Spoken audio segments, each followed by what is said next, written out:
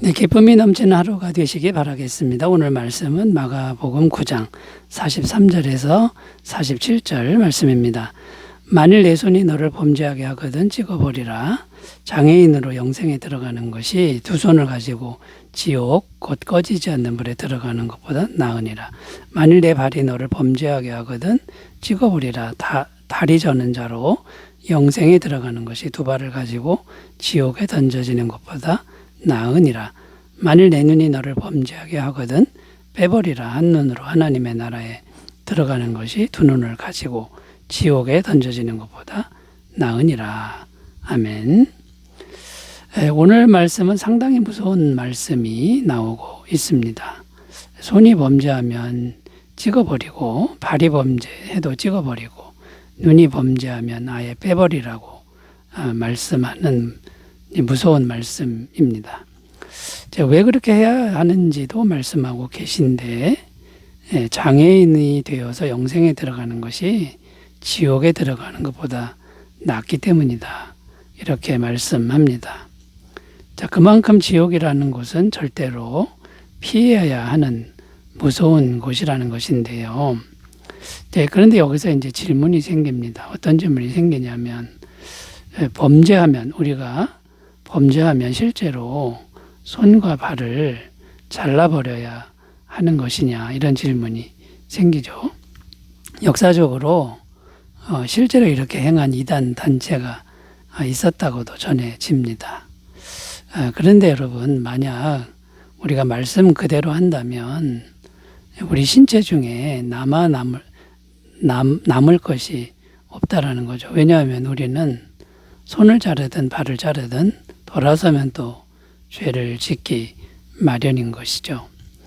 그러니까 이것은 말씀대로 그대로 신체를 잘라버리라, 이제 이런 의미는 아닌 것이죠.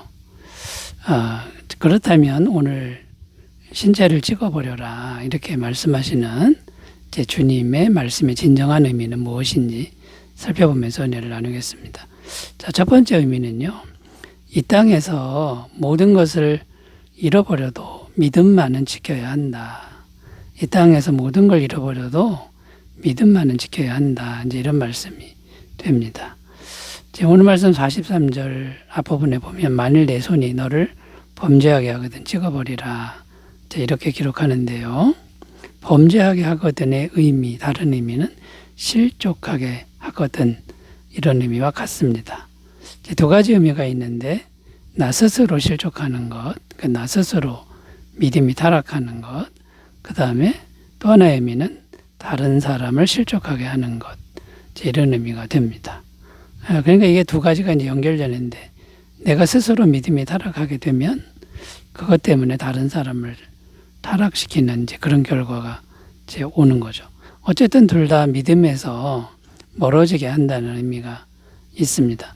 자, 믿음에서 멀어지면 어떻게 되냐면 영생에서 멀어지고, 영생에서 멀어지니 지옥에 들어간다, 이렇게 됩니다.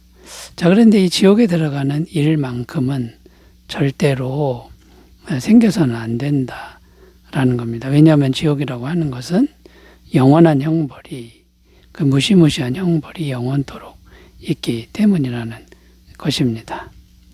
자, 그러면 이제 어떻게 살아야 하는 것일까요? 자, 손도 찍어버리고 눈도 찍어버리고, 이제 이런 의미는 무슨 말이냐면,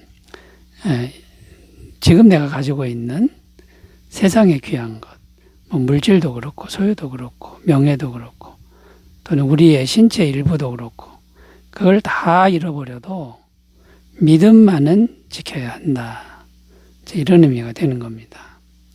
믿음을 위해서는 신체뿐만 아니라 세상의 귀한 모든 것들을 내려놓을 줄 아는 삶을 살아라. 이게 이제 주님의 마음이라는 것이죠. 그러니까 손도 찍고 발도 찍고 눈도 빼버리고, 이런 의미는 이 세상에 귀한 것을 다 내려놓으면서까지 믿음을 지키라, 이런 의미가 되는 겁니다. 자, 구체적인 어떤 노력이 필요할까요? 가장 중요한 것은 이 세상을 사랑하는 그런 마음을 내려놓아야 한다는 겁니다. 네, 왜냐하면 이 세상을 사랑하는 만큼 믿음은 약해지기 때문이라는 거죠.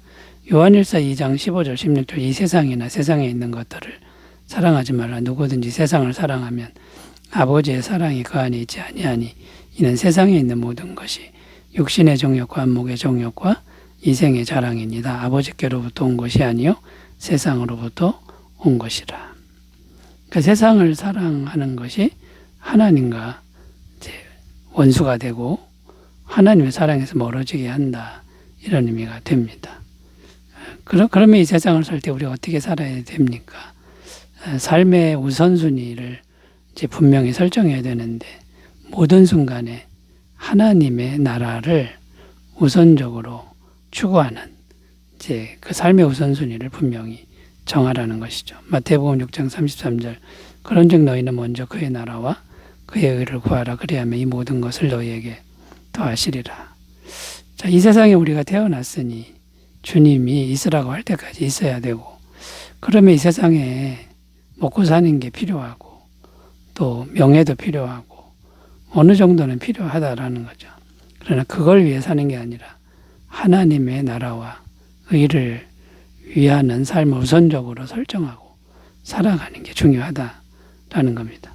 그리고 또 뭘 생각해야 되냐면 세상 성공보다는 세상에서 말하는 성공을 내려놓고 자신에게 준 사명의 길을 묵묵하게 걸어가는 게 중요하다라는 거죠. 사도행전 20장 24절 내가 달려갈 길과 주 예수께 받은 사명 하나님의 은혜의 복음을 증거하는 일을 마치려 하면은 나의 생명조차 조금 더 귀한 것으로 여기지 아니하노라.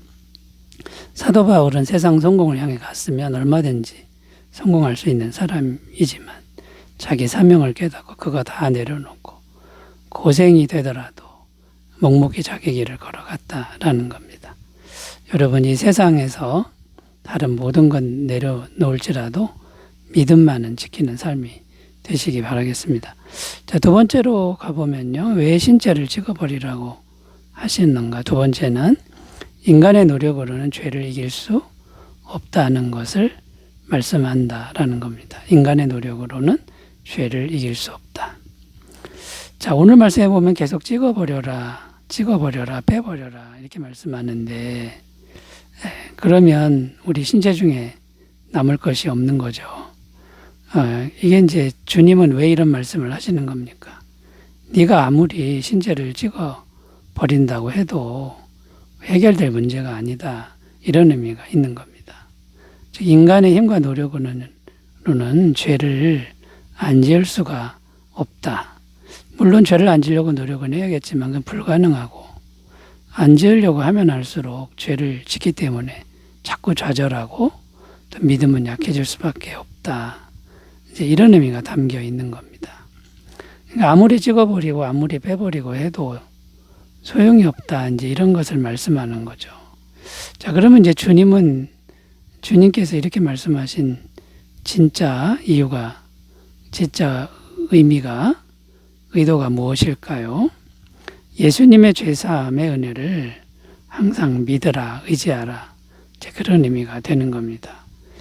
죄 짓는 것 앞에 우리 인간의 무능함을 인정하고 죄를 질 수밖에 없는 존재라는 걸 인정하고 거기서 해답을 찾지 말고 주님께서 이루어 놓으신 죄사함의 은혜를 받아들이라는 거죠. 히브리서 9장 12절 염소와 송아지의 피로 하지 아니하고 오직 자기의 피로 영원한 속죄를 이루사 단번에 성소에 들어가셨느니라. 예수님이 십자가에서 피 흘리심으로 영원한 속죄를 이루어 놓으신 것을 그냥 받아들이며 살아라.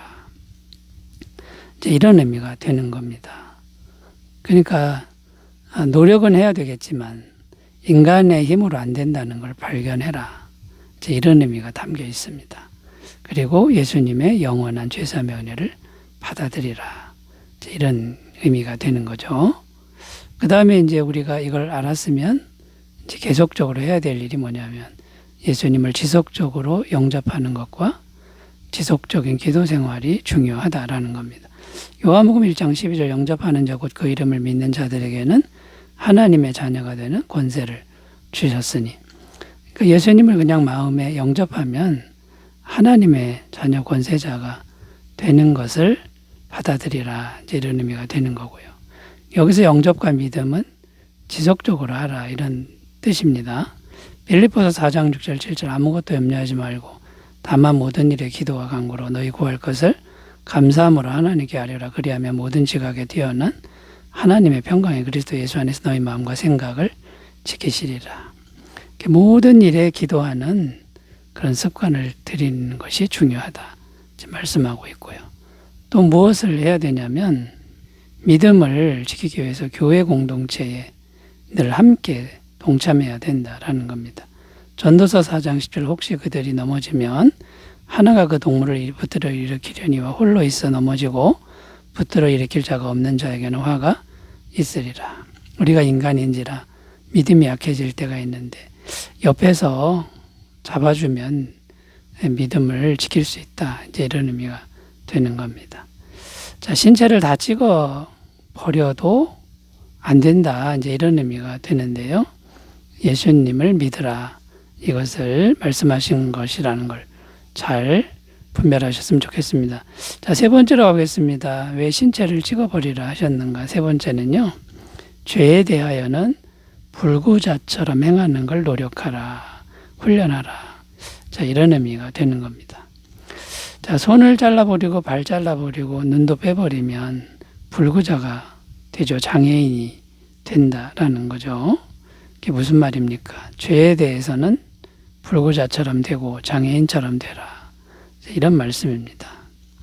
자, 그러면 이제 어떻게 하는 게 구체적으로 어떻게 하는 것이 죄에 대하여 불구자가 되고 장애인이 되는 것일까요?